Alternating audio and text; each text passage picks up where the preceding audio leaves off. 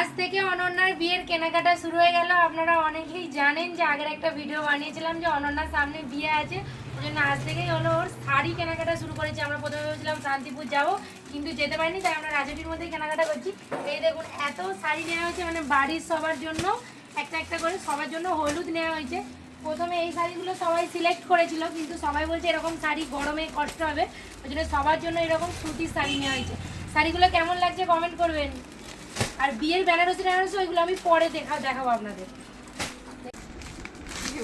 আমাদের সবার তো মোটামুটি শাড়ি পছন্দ হয়ে গেছে, শুধু বিয়ের বেনারসি আর ওইগুলো কিছু কেনা হয় না, এখন শুধু বাড়ির লোকেদের জন্য শাড়িগুলো কেনা হচ্ছে। অনন্যার এখনো পর্যন্ত শাড়ি পছন্দ হয় না, কারণ ওর কোনো আইডিয়াই নেই ছাপা শাড়ি সম্পর্কে।